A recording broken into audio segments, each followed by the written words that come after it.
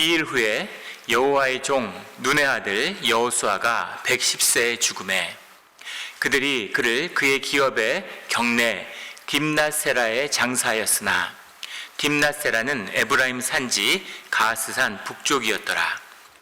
이스라엘의 여호수아가 사는 날 동안과 여호수아 뒤에 생존한 장로들 곧 여호와께서 이스라엘을 위하여 행하신 모든 일을 아는 자들이 사는 날 동안 여호와를 섬겼더라.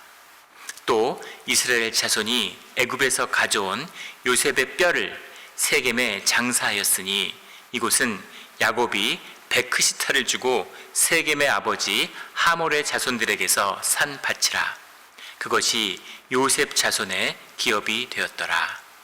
아론의 아들 엘리야살도 죽음에 그들이 그를 그의 아들 비느하스가 에브라임 산지에서 받은 산에 장사하였더라. 아멘.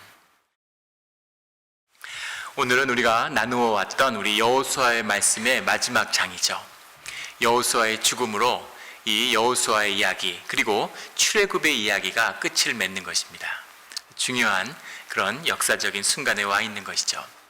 그런데 오늘 여호수아의 죽음 그리고 또 요셉의 시신이 옮겨오는 것, 또 엘르아살의 죽음, 또 그와 함께했던 장로들의 이야기, 이 모든 죽음의 이야기, 주 안에서 죽음을 맞이하는 성도의 이야기죠. 우리는 다 죽습니다. 그런데 주 안에서 죽는다라는 것은 무슨 의미일까요? 주 안에서 죽는 것은 복되다고 주님이 말씀하시죠.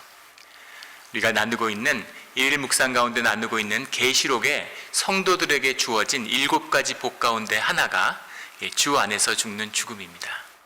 그런데 주 안에서 죽는 것은 그냥 죽는 것과 무엇이 다를까요? 무엇이 복된 것입니까?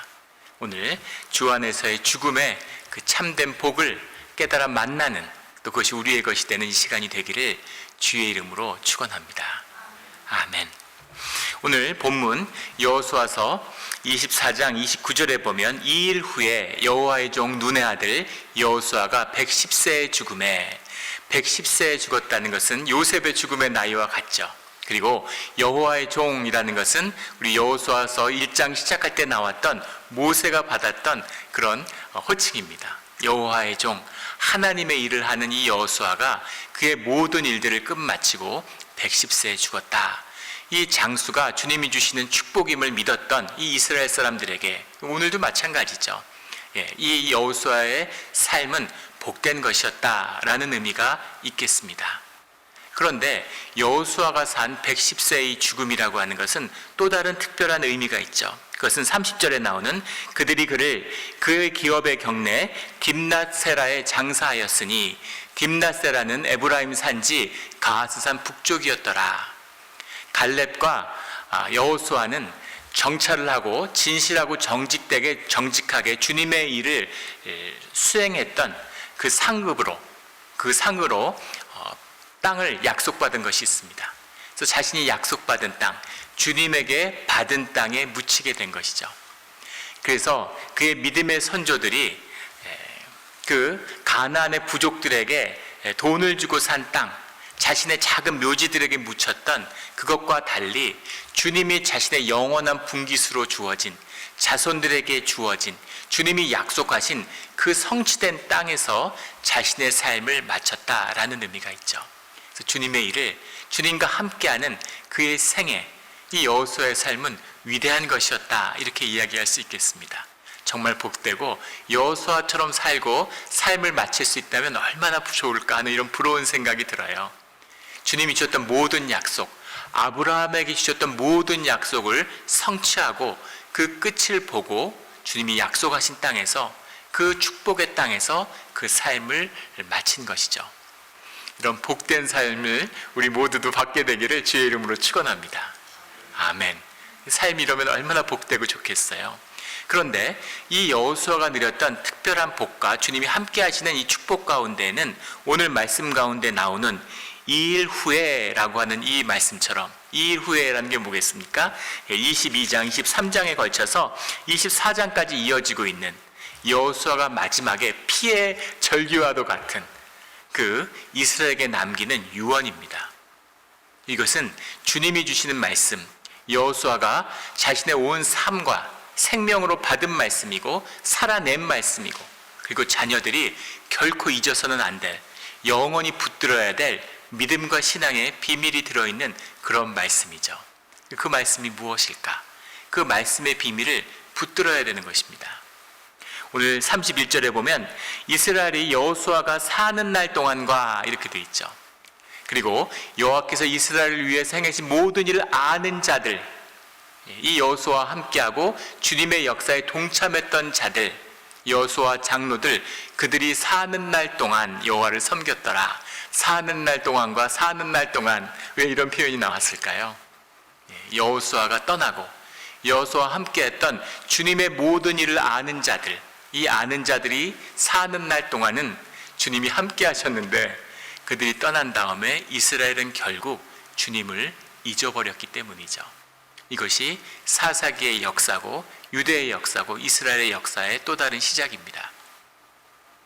어떻게 만난, 이렇게 귀한 주님이 함께했던 이 절기와 같은 말씀을 마지막에 주님 앞에 서서 다시 세겜 땅에 돌아와서 이 110세의 죽음을 앞둔 노구를 이끌고 세겜 땅에서 그 자손들과 함께 서서 주님 앞에 약속하고 증인으로 세움을 받고, 그리고 부탁하고 또 부탁하고 그렇게 당부했는데, 사는 날 동안 그것이 지나가고 나니까, 아는 자들이 떠나고 나니까 모르는 자들은 다시 주님을 잊어버렸다라는 거죠.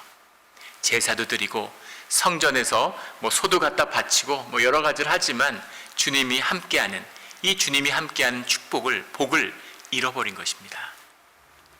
그 복은 무엇일까라는 거죠. 이 여호수아가 마지막 자리, 떠나는 이 자리에서조차 복됐던 그 축복입니다. 요한계시록 14장 13절에 가면 이런 말씀이 나와요. 주 안에서 죽는 자들이 복이 있도다, 이렇게 말씀하십니다. 주 안에서 죽는 자들은 복이 있도다. 성령이 이르시되 그러하다. 그들이 수고를 그치고 쉬리니 이는 그들이 행한 일에 따름이라 하시더라. 삶 가운데 수고가 멈추는 이 고난의 땅에 와서 광야의 길을 걷게 하시는 주님의 인도하심, 이것이 우리의 삶이고 믿는 자들의 삶이었다는 거죠. 이것이 그치는 것. 그래서 주의 이름으로 주 안에서 죽는 자들은 복이 있다, 이렇게 말씀하시는 거죠. 태어나면서부터 떠날 때까지 복된 비밀, 그 복이 무엇인가라는 겁니다. 그 복이 무엇일까요? 이 여호수아가 남긴 하나님과 일생 가운데 함께하며 복을 누렸던 그 복의 비밀이죠.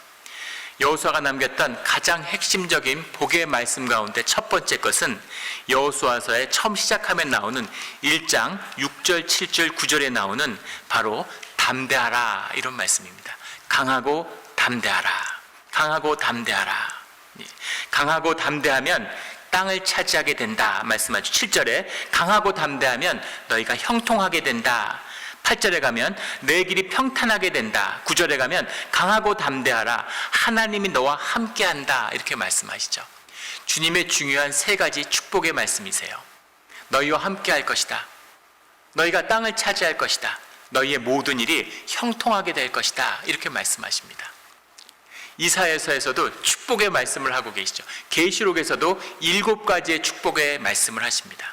주님은 산상수훈에서 8가지 믿는 자들, 주의 자녀들에게 주시는 복을 말씀하셨죠. 그런데 그 모든 복 가운데 항상 함께 나오는, 세트로 함께 나오는 중요한 말씀과 비밀이 있는데, 이것이 뭐냐면 강하고 담대하라 하는 이 말씀이죠. 담대해야 돼. 담대해야 돼. 강하고라는 말은 손에 힘을 주고 이런 말이고, 담대하라라는 말은 원문의 뜻은 무릎에 힘을 줘야 된다, 이런 말입니다. 서 있어라, 넘어지면 안 돼, 서라, 이런 말이죠. 담대하라. 담대하라는 것이 축복입니다. 7가지 축복과 함께하는, 8가지 축복과 함께하는, 오늘의 3가지 축복과 함께하는, 자녀들이 복되기를 바라는 그 부모의 마음, 이게 주님의 마음이죠. 성경 전체를 흐르고 있는 주의 자녀들이 이 땅에서 복되기를 바라는 주님의 마음이에요. 아버지의 마음이죠. 그런데 너희가 복되기 위해서는 강하고 담대해야 돼. 담대해라. 담대해라. 계속 말씀하시는 거죠. 담대함의 비밀이 뭘까요? 그 모든 복된 것을 누리는 비밀이 담대함입니다. 담대함이 있어야 오늘의 삶을 내가 누릴 수 있어요. 담대함이 있어야 주님이 주신 복이 내게 복이 되는 것입니다. 그 담대함이 있어야 내 삶이 나에게 축복이 되는 것이죠. 무엇이 주어져도 삶이 형통하게 되는데 담대하지 못하면 삶이 안일해집니다. 아무리 물질의 풍족함을 부어주어도 내가 담대하지 못하면 그것이 내 삶의 연약함이 되는 것이죠. 주님이 어떤 축복을 주어도 환경을 주어도 그것을 누릴 수 있는 비밀이 나의 담대함 가운데 있는 겁니다. 그게 아니면 아무것도 누리지 못해요. 주님이 주신 축복이 내 삶의 저주로 바뀌는 비밀, 이 키가 바로 담대함에 있는 것이죠. 평생 담대해야 되는 거예요. 광야의 길을 걷고 있습니다. 고난이 있어요. 어려움이 있어요. 복되고 축복된 길을 약속받고 그 길을 가지만 매일 어려움이 있습니다. 작은 어려움에서부터 큰 어려움까지. 한국의 한 데이터 센터에서 화재가 나면서 카카오톡이 하루 동안 끊겼죠. 대통령이 비상대책회의 소집을 얘기하고 한국이 난리가 났습니다. 그 파장이 전 세계로 미쳤어요. 카카오톡이 뭐길래 그거 하나 앱 하나 고장났다고 전 세계가 떠들썩했겠습니까? 그게 우리의 삶이죠. 우리의 삶 가운데 작은 일 하나에도 삶이 흔들려요. 그러나 주님은 담대해라 하고 말씀하시는 거죠. 그 어떤 고난도 이겨내고 주님의 약속을 성취하며 복된 삶을 누릴 수 있는 비밀, 그것이 너희의 심령 가운데 있는, 너희의 믿음 가운데 있는, 너희의 마음속 깊은 곳에 있는 담대함이다 라는 거죠. 담대해야 되는 것입니다. 담대함으로 주님의 축복을 삶에서 누리는 그런 우리 모두가 되기를 주의 이름으로 축원합니다. 주님이 두 번째 주시는 축복의 말씀, 이 여호수아가 그렇게 정말 목 놓아서 간절하게 이야기했던, 부탁했던 두 번째 이 당부는 무엇이냐면 23장 11절에 나오는 하나님 여호와를 사랑하라 라는 이 말씀이죠. 너희는 하나님 여호와를 사랑해야 돼. 사랑해야 돼. 이렇게 얘기하는 겁니다. 하나님 여호와를 우리가 다 사랑하죠. 하나님을 사랑하지 않는 주의 자녀가 누가 있겠습니까? 그런데 사랑해라. 조심해서 너희 하나님 여호와를 사랑해야 된다라는 말을 계속 반복해서 하고 이걸 절대 놓쳐서는 안 돼. 이렇게 말씀하고 있는 거죠. 사랑하라는 뜻이 뭘까요? 사랑이라는 뜻이 뭘까? 이런 생각을 하게 됩니다. 우리가 어머니를 사랑하죠. 근데 내가 어머니를 사랑하나 사랑하지 않나, 내 어머니를 사랑하는 걸 내가 확신해. 난 틀림없이 어머니를 사랑해. 그런 자식 보셨습니까? 사랑하라 라는 이 의미가 뭘까요? 남편인데 내가 와이프를 사랑할까? 사랑하지. 나는 부인을, 와이프를 너무너무 사랑해. 틀림없이 사랑해. 이건 의심할 여지가 없어. 이렇게 확신하는 남편이 있다면 그 남편은 와이프의 사랑을 잃어버린 거예요. 그건 의식의 산물입니다. 뭔가 잘못된 거예요. 뭔가 어그러진 겁니다. 사랑이라의 본질은 하나됨이에요. 하나됨이기 때문에 너와 내가 없고 네 삶이 내 삶보다 더 귀한 것입니다. 그 삶이 내 것이 된 거예요. 이것이 사랑이기 때문에 사랑의 본질이라는 것은 무의식적인 것입니다. 의식적으로 사랑하는 사람은 없어요. 의식적으로 사랑한다면 벌써 사랑을 잃어버린 것이죠.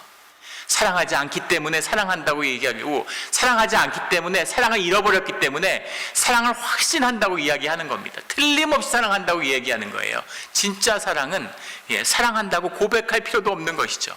왜냐하면 이미 삶 가운데, 생명 가운데 하나됨 것이 사랑의 본질이기 때문입니다. 그래서 하나님 여호와를 사랑하라 라는 이 말씀의 비밀은 주님과 함께하는, 주님과 동행하는 이 비밀을 절대 놓쳐서는 안 돼. 세상의 모든 걸 다 놓쳐도 주님과 함께하는 이 사랑의 비밀은 절대 놓치면 안 된다. 하나님과 하나가 돼야 돼. 하나님께서 떨어져 나오는 것은 안 돼. 너희가 담대하면 너희와 내가 함께하겠다는 임마누엘의 축복을 우리에게 약속하셨죠. 그 사랑의 비밀입니다. 그 사랑을 우리가 놓쳐서는 안 된다는 것이죠. 주님이 나를 붙들고 있는데, 주님이 놓지 않았는데 너희가 주님을 놓으면 안 돼. 끝까지 주님을 붙들어야 돼. 삶 가운데 함께 해야 돼 하는 이 비밀이 너희 하나님 여호와를 사랑하라 라는 이 말씀의 본질이죠. 주님을 사랑하는 이 마음을 결코 놓치지 않는 그런 우리 모두가 되기를 주의 이름으로 축원합니다. 그 다음에 이어지는 세 번째 중요한 가르침은 무엇이었냐면 24장 15절에 나오는 너희가 섬길 자를 오늘 택하라 라는 말씀입니다. 담대하라, 사랑하라, 택하라 라는 말씀이에요. 정말 이상한 말씀이죠. 너희가 거주하는 땅에 있는 그런 아모리 족속의 신들이든지 너희가 섬길 자를 오늘 택하라. 너희가 강 저쪽에서 섬기던 신들이든지 너희에게 좋게 보이는 것이든지 무엇을 섬길지 너희가 택해야 된다. 오늘 택하라. 오직 나와 내 집은 여호와를 섬기겠노라. 마지막 죽음 앞에서 오늘 나는 우리 집은 여호와를 섬기는데 너희들은 누구를 섬기겠냐? 너희들은 택해라. 이렇게 말씀하시는 거죠. 택하라. 오늘 택하라. 이 말씀도 이상하지 않아요? 아니 주님을 택했으니까 애굽에서 400년 살고 애굽 사람 다 됐는데 주님을 택했으니까 애굽을 나왔잖아요. 주님을 택했으니까 40년 동안 광야의 생활을 했잖아요. 주님을 택했으니까 목숨을 걸고 요단강을 건넜잖아요. 주님을 택했으니까 가나안에서 전쟁을 치르고 땅을 차지했잖아요. 그런데 오늘 주님을 택하라 라는 이 말씀이 도대체 무슨 말씀인가 하는 것이죠. 이 말씀의 비밀이 잘 드러나 있는 것이 계시록 2장 4절 5절의 말씀입니다. 우리가 주중에 일일 묵상으로 나누었던 말씀이기도 하죠. 계시록 2장 4절 5절에 보면 그러나 너를 책망할 것이 있나니 너의 처음 사랑을 버렸느니라. 에베소 교회를 향한 말씀이죠. 에베소 교회를 주님이 칭찬하셨는데 박해와 어려움 속에서 믿음을 지킨 자들을 칭찬하셨는데 책망할 것이 있다고 말씀하세요. 그것이 무엇이었냐면 너희의 처음 사랑을 버렸다. 이렇게 말씀하시는 겁니다. 처음 사랑을 버렸다. 처음 사랑을 버려서 처음 사랑을 회복해야 된다라는 말씀이죠. 그런데 처음 사랑을 어떻게 회복하냐면 5절에 그러므로 어디서 떨어졌는지를 생각하고 회개하여 처음 행위를 가지라 이렇게 말씀하십니다. 처음 사랑을 잃어버렸는데 처음 사랑을 회복해야 되는데 처음 사랑을 어떻게 회복해야 되냐면 처음 행위를 가져야 되는 것이죠. 이것이 처음 사랑을 회복하는 비밀이에요. 사랑을 놓치지 마라. 사랑을 절대 놓쳐서는 안 돼. 그런데 사랑을 어떻게 붙들려면 오늘 택해야 되는 것입니다. 우리의 삶을. 이것이 사랑을 지키며 살아가는 삶의 비밀이에요. 남편이 있는데 와이프하고 처음 사랑을 잃은 겁니다. 와이프가 여보 나 사랑해? 나 진짜로 사랑해? 이렇게 물어보는 거죠. 아이 가족끼리 뭘 그런 걸 물어봐. 당연히 사랑하지. 그걸 뭘 말이라고 해? 당연히 사랑하지. 아무리 생각해봐도 사랑하는 것 같잖아요. 그런데 사랑하고 여전히 깊이 사랑하면 와이프가 그런 질문을 하겠습니까? 와이프가 여보 나 사랑해 하고 묻는 건 뭐예요? 남편이 처음 사랑을 잃어버린 것이죠. 사랑한다고 얘기하잖아요. 사랑하는데 내가 처음 만났을 때처럼 그렇게 사랑한다고. 그런데 그 사랑을 잃어버리고 그건 사랑이 아니라는 겁니다. 처음 사랑은 어떻게 회복되냐면 처음 행위를 회복해야지 처음 사랑이 회복되는 거예요. 너희가 드렸던 처음 회복, 처음 행위를 회복하는 것이 처음 사랑을 회복하는 것이다. 사랑한다는 것은 마음에 있는 것이 아니라 우리의 의식에 있는 것이 아니라 우리의 의지에 있는 게 아니라 우리의 삶에 있다는 것입니다. 그래서 와이프에게 행하는, 와이프와 나누는 내 삶, 나의 헌신, 나의 희생이 사랑이에요. 입으로 사랑한다고, 내 마음으로 사랑한다고, 그게 사랑이 아니고 내 삶 가운데 희생하고 그 사람을 위해서 내 생명을 사는 그 기쁨이 사랑인 것이죠. 그래서 처음 행위를 회복해야 되는 것입니다. 처음에 이민교회에서 교회 다닐 때 정말 기뻤습니다. 정말 기뻤어요. 새벽 기도를 가는 것이 얼마나 기뻤는지 눈이 오는 날, 이 동부에 겨울에 눈폭풍이 오면 얼마나 그게 심함, 동부에 살아본 분들은 아시죠. 눈이 내리면 새벽 3시에 일어나서 1시간 동안 눈을 치우고, 얼어붙으면 차가 못 나가기 때문에 1시간 동안 눈을 치우고 차를 몰고 1시간을 달려서 새벽 기도를 갔습니다. 새벽 기도가 끝나면 교회에서 봉사를 했어요. 주보를 접고 편지에 그 봉투 같은 걸 써서 발송하는 일을 했는데 그 일을 마치고 학교로 갔습니다. 그런데 기쁨이 있고 또 내일이 기다려지는 그런 마음이 있었어요. 그게 뭐가 뭐가 그렇게 즐거웠을까요? 주님이 함께 하셨기 때문인 거죠. 주님이 함께 하셨기 때문에 행복하고 기쁘고 생명이 솟아나는 것입니다. 그런데 그 기쁨이 함께 머물 수 있었던 그 비밀은 그 마음에 있는 것이 아니라 그 행위에 있는 것이죠. 그 삶의 헌신, 그 삶에 주님을 따라가고자 하는 그 삶의 봉사, 그것이 우리의 사랑을 회복시키는 길이다 라는 것을 말씀하고 있는 겁니다. 이것이 계시록이 증거하는 7가지 복의 비밀이고 이것이 여호수아가 증거하는 3가지 복의 비밀이죠. 담대하고 사랑하고 그 사랑을 붙드는 삶을 오늘도 살아라 라는 이 말씀이죠. 오늘 택하라, 오늘 택하고 또 오늘 택하고 또 오늘 택해야 하는 것입니다. 이것이 우리의 믿음, 주님과 함께하는 복이에요. 이 깊은 비밀을, 이 깊은 말씀을 놓치지 않는 우리 모두가 되기를, 깨달아 아는 우리 모두가 되기를 주의 이름으로 축원합니다. 오늘 32절에 또한 오늘 같이 이 여호수아가 묻히는 것과 함께하는 역사 가운데 함께하는 요셉의 이야기가 나오죠. 요셉의 뼈를, 애굽에서 가져온 요셉의 뼈를 세겜에 장사하였으니 이곳은 야곱이 베크시타를 주고 세겜의 아버지 하몰의 자손들에게 산 밭이라. 그것이 요셉 자손의 기업이 되었더라. 여호수아가 묻힌 곳에 요셉도 이제 묻히게 되는 것입니다. 다른 장소지만, 완전히 다른 곳이지만 같은 때에 장사 지내게 되는 것이죠. 415년이 지나서 이 요셉의 유언이 이루어진 거죠. 그리고 주님의 약속이 이루어진 것입니다. 아무리 시간이 오래 지나도 주님의 약속은 반드시 성취된다는 것을 말씀하고 있는 것이죠. 그런데 요셉은 애굽인으로 살다가 애굽 땅에 묻혔어요. 그런데 주님 안에서 주님의 이름으로 이 요셉의 뼈, 요셉의 죽음이 영원히 기억되었다라는 것입니다. 죽음이 주님 안에서 기억된다라고 하는 의미가 뭘까요? 왜 주 안에서 죽는 이 죽음이, 다 살았는데, 다 삶을 사는데 주님 안에서 죽는, 맞이하는 이 죽음, 이 삶이 귀한 것인가 하는 것이죠. 무엇이 귀한 것입니까? 주님 안에서 기억된다고 하는 게 무엇입니까? 1980년에 화성군 제암리에 화성시 항상면 제암리에 제암교회라는 곳이 있는데 이 교회에 한 젊은 목사, 강신범이라고 하는 젊은 목사님이 담임 목사가 되어서 오게 됩니다. 이 목사는, 이 교회는 많은 어려움을 겪었어요. 그래서 교회가 존폐의 위기에 섰는데 교회를 계속 유지할 수 있는지 아니면 교회를 폐하고 그냥 기도처로 이렇게 남을 것인지 하는 중요한 기로에 쓴 교인이 6명밖에 없는 이 교회에 한 젊은 목사가 부임해서 오게 되는 것이죠.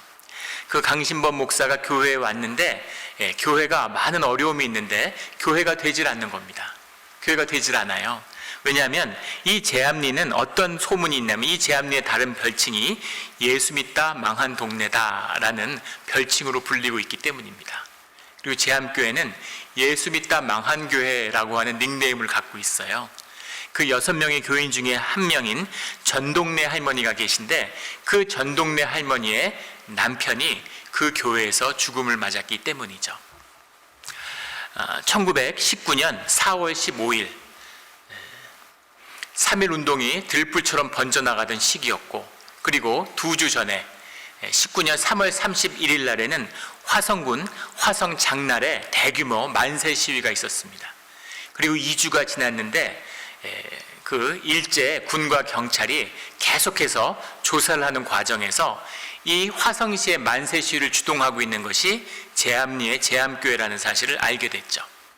그래서 4월 15일 그 장날의 만세 운동이 있은 지 2주가 지난 다음에 육군 보병 79연대에 아리타라고 하는 중위가 11명의 병사와 1명의 수사관을 대동하고 이 제암교회를 찾아오게 됩니다. 그리고 제암교회 교인들을 모두 모이게 하라라는 명령을 내리게 되죠. 이유를 모르고 제암교회 교인들 15세 이상의 21명의 남성 교인이 교회에 모여들게 돼요. 그런데 그 명단을 미리 갖고 있었는지 교인이 모두 참석할 때까지 그들이 기다렸다는 겁니다. 21명의 남성 교인이 모이고 그 남성 교인을 따라온 2명의 부녀자까지 해서 23명이 교회당 안으로 들어왔을 때 교회를 둘러싸고 교회 안에다가 총을 난사하기 시작합니다. 그래서 23명이 모두 총에 맞았죠. 그 중에 산 사람도 있고 응급조치를 했다면 살아날 사람도 있었을 텐데 더 간악한 것은 그 교회를 집으로 던져서 휘바루를 끼얹고 나무로 지어진 교회에다가 불을 질렀다는 거예요. 그래서 그 교인 전원과 교회가 불에 타서 사라졌습니다.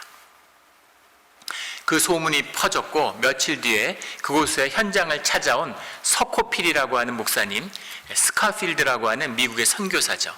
그 목사님이 그 현장을 모두 사진으로 찍고 그 사실을 기사로 작성해서 전 세계에다가 송고를 했습니다.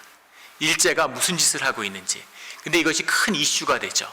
왜냐하면 미국이나 영국 같은 일본과 동맹에 있던 나라들이 기독교 교회에 불을 질렀다고, 교인들을 잡아 죽였다고 이 소문이 삽시간에 퍼지면서 일본이 어려움에 처하게 됩니다.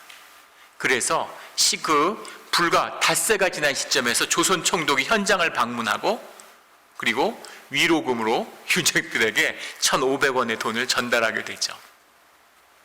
이것이 지금까지도 이름을 알린 제암리 학살 사건입니다. 이 사건은 역사에 묻혔어요. 아무도 돌아보지 않는 저주의 사건이 된 것이죠.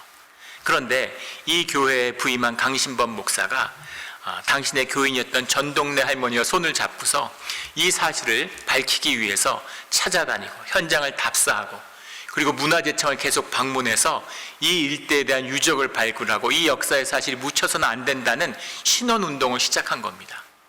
2년 동안의 신원운동이 결국 열매를 맺어서 82년에 대대적인 발굴이 시작되죠.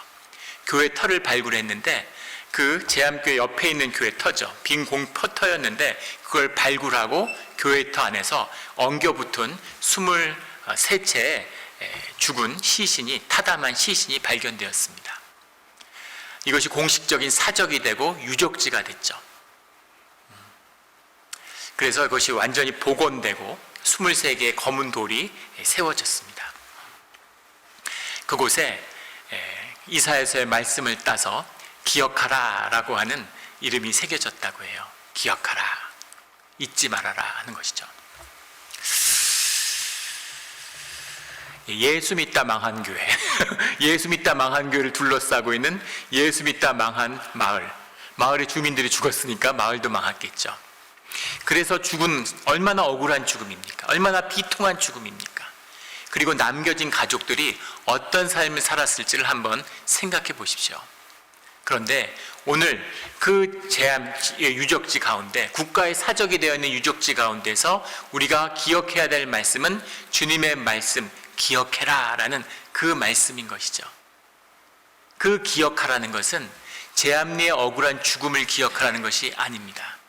그 기억하라는 것은 일제가 얼마나 잔혹하고 간혹했는지 일본에 대한 징후를 기억하라 라는 말씀이 아닙니다. 그 기억하라고 하는 것은 얼마나 원통하고 비통하게 살았는지 삶의 그 억울함을 기억하라 라는 이야기가 아니라 그 주 안에서 주의 이름 가운데서 죽은 사람들이 있다는 것을 기억해야 된다는 것이죠. 그 기억하라 라는 말씀의 중심에는 주의 이름으로 죽은 자들이 주 안에서 주님이 기억하신다는 겁니다. 영원히 기억되는 죽음, 결코 헛되게 육신이 썩어지는, 내가 잘 먹고 잘 살았는데 그냥 죽어서 썩어져서 아무 의미도 없는, 아무 가치도 없는 썩어져가는 세상의 시신이 아니라 죽고 억울하고 비통함 가운데 있지만 그 죽음이 기억되고 기념되고 오늘에도 우리의 삶에 소망과 새로운 자긍심과 가치와 살아야 될 이유와 꿈을 주는 그런 죽음으로써 주 안에서 기억되고 있다라는 것이 이 주 안에서의 죽음이죠. 이 죽음의 의미를 알기에, 이 죽음이 복된 것이기에 415년이 지나도 애굽에서 요셉의 그 뼈를 가지고 그 유골함을 가져다가 주님이 주신 땅 가운데 묻는 것입니다. 주님 안에서 기억되는 그 복된 죽음이기 때문인 것이죠. 이 죽음의 의미를 만나서 삶의 의미가 새로워지는 우리의 삶, 오늘도 주를 택하는 우리의 삶이 되기를 예수 그리스도 이름으로 축원합니다. 아멘. 기도드리겠습니다.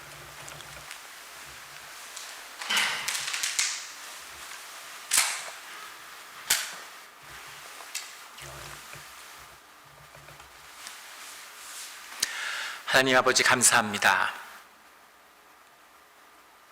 예수 믿고 정말 어려운 일이 많았습니다.